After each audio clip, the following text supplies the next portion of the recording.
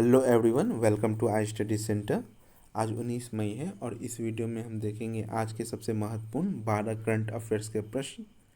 अगर आप चैनल पर नए हैं तो चैनल को जरूर सब्सक्राइब कर लें और वीडियो को जरूर लाइक कर दें। चलिए देखते हैं पहले प्रश्न से। पहला प्रश्न है, हाल ही में वर्ल्ड एड्स वैक्सीन डे कब मनाया गया है? वर्ल्ड एड्स वैक्सीन डे 18 मई को। चलिए कुछ इंपॉर्टेंट पॉइंट देख लेते हैं इससे जुड़ी। विश्व एड वैक्सीन दिवस, जिसे HIV वैक्सीन जागरूकता दिवस के रूप में भी मनाया जाता है, HIV संक्रमण और एड्स को रोकने के लिए एक टीके की निरंतर तत्काल आवश्यकता को बढ़ावा देने के लिए 18 मई को प्रतिवर्ष मनाया जाता है।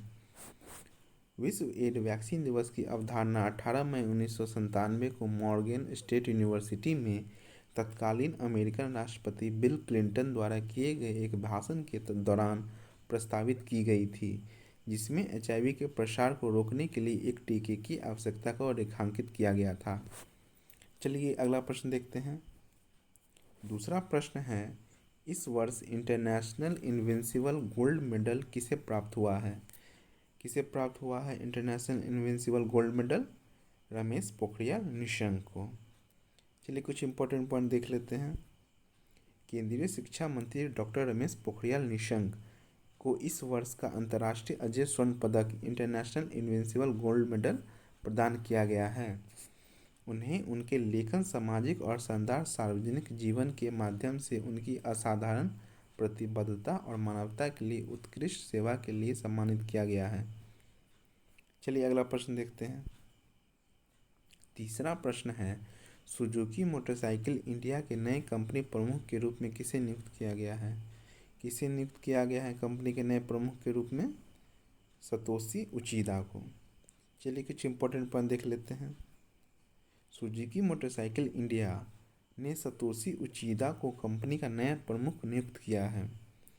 उन्होंने सुजुकी मोटर कॉर्पोरेशन के वैश्विक सुधार के हिस्से के रूप में कोइचिरो हिराओ की जगह ली है। चलिए सुजुकी मोटरसाइकिल कंपनी के बारे में कुछ इंपॉर्टेंट पॉइंट देख लेते हैं। इसके संस्थापक हैं मिचियो सुजुकी। इसकी स्थापना हुई थी अक्टूबर 1909 में। इसके CEO हैं ओसामू सुजुकी। चलिए अगला प्रश्न देखते हैं। चौथा प्रश्न है, गूगल क्लाउड ने सैटेलाइट इंटरनेट सेवाएं प्रदान करने के लिए किस कंपनी के साथ एक समझौते पर हस्ताक्षर किया है? स्पेसएक्स कंपनी के साथ। चलिए कुछ इंपॉर्टेंट पॉइंट्स देख लेते हैं। गूगल क्लाउड और स्पेसएक्स ने स्टारलिंक उपग्रह के माध्यम से इंटरनेट सेवा प्रदान करने के लिए एक समझौते पर हस्ताक्षर किए हैं। गूगल इस कनेक्टिविटी प्रोजेक्ट के लिए क्लाउड इंफ्रास्ट्रक्चर मुहैया कराएगा, जबकि स्पेसएक्स स्टारलिंक सैटेलाइट्स को जोड़ने के लिए गूगल के क्लाउड डेटा सेंटर्स में ग्राउंड टर्मिनल लगाएगा। यह ग्रामीण क्षेत्रों में तेज़ी से इंटरनेट सेवा प्रदान करने में मदद करेगा। पहला स्टारलिंक टर्मिनल संयुक्त राज्य अमेरिका की ओहियो में एक गूगल डेटा केंद्र में स्थापित किया जाएगा। स्पेसएक्स के बारे में कुछ महत्वपूर्ण जानकारी देख लेते हैं। इसके संस्थापक और CEO हैं एलन मस्क। इसकी स्थापना हुई थी 2002 में और इसका मुख्यालय है कैलिफोर्निया, संयुक्त राज्य अमेरिका में। चलिए अगला प्रश्न देखते हैं। पांचवा प्रश्न है, कांग्रेस सांसद राजीव सातव का निधन हो गया है। वह किस राज्य से राज्यसभा के सदस्य थे? महाराष्ट्र राज्य से। चलिए कुछ इंपॉर्टेंट पॉइंट देख लेते हैं। कांग्रेस के वरिष्ठ नेता और राज्यसभा सांसद राजीव सातव का कोरोना वायरस संक्रमण से उबरने के कुछ दिनों के बाद निधन हो गया है।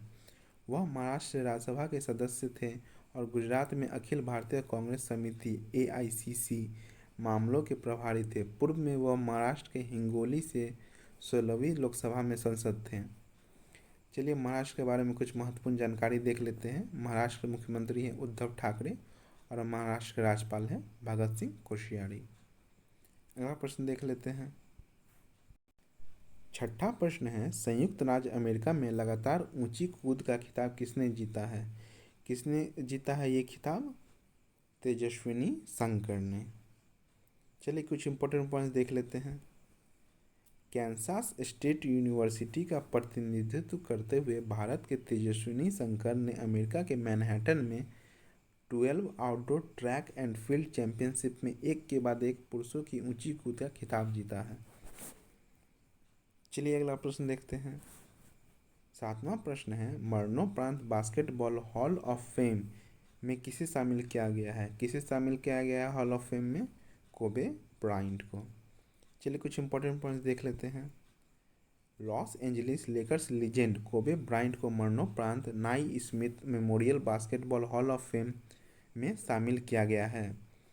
Los Angeles Lakers legend Bryant 2016 में सेवानिवृत्त हुए। वह 2008 में एनबीए के सबसे मूल्यवान खिलाड़ी थे।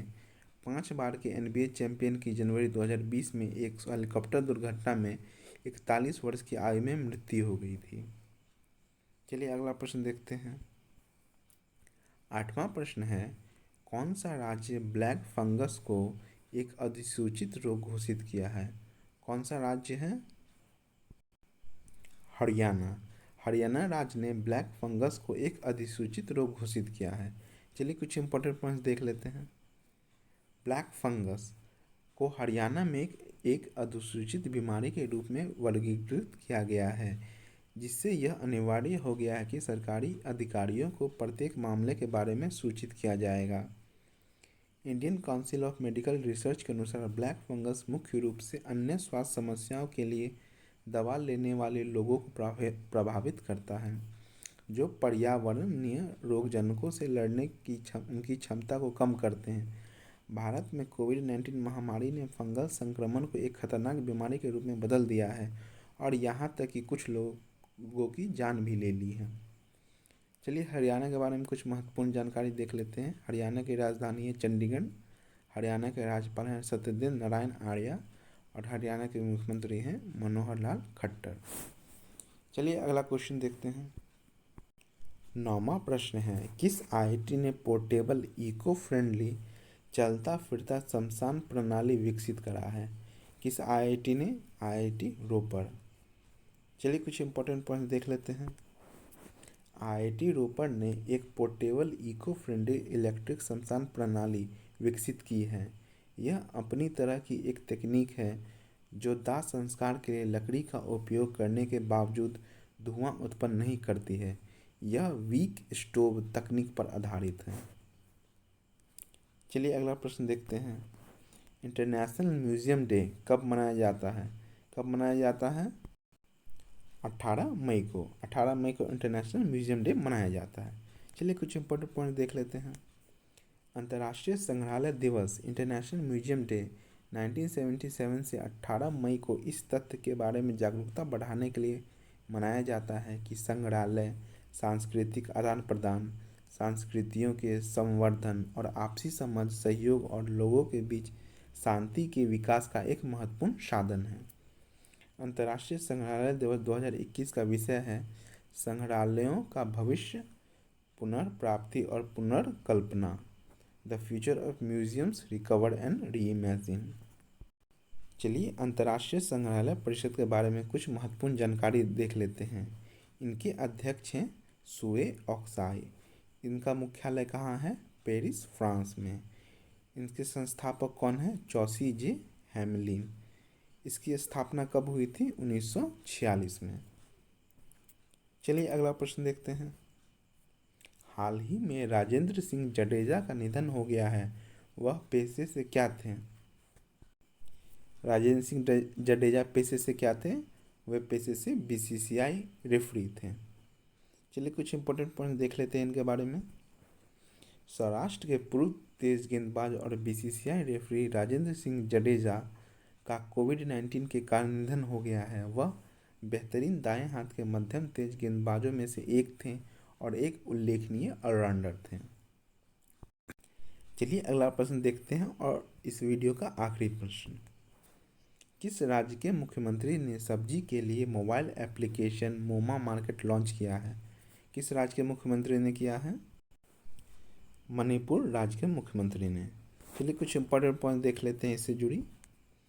मणिपुर के मुख्यमंत्री एन बीरेन सिंह ने ताज़ी सब्जियों की होम डिलीवरी के लिए एक smartphone application Manipur organic mission agency MOMA market launch किया है ताकि यह सुनिश्चित किया जा सके कि लोगों को कोविड-19 कर्फ्यू के दौरान उनके घर पर ताज़ी सब्जियां मिलें। राज्य के बागवानी और मृदा संरक्षण विभाग की एक इकाई मोमा ने कोविड-19 महामारी के कारण लॉकडाउन के दौरान दिन प्रतिदिन की खपत के लिए ताज़ी सब्जियां उपलब्ध कराने और कृषि उपज की संकट बिक्री को कम करने के लिए सीएम की देखरेख में यह ऐप लॉन्च किया है। चलिए मणिपुर के बारे में कुछ महत्वपूर्ण जानकारी देख लेते हैं। मणिपुर के मुख्यमंत्री हैं एन बीरेन सिंह और मणिपुर के राज्यपाल हैं नज़मा हेपतुल्ला। फ्रेंड्स, ये थे आज के मुख्य 12 करंट अफेयर्स के प्रश्न। इसे अच्छे से देख लें, पढ़ लें और रट लें और वीडियो को जरूर लाइक कर दें और चैनल को जरूर सब्सक्राइब कर लें। धन्यवाद।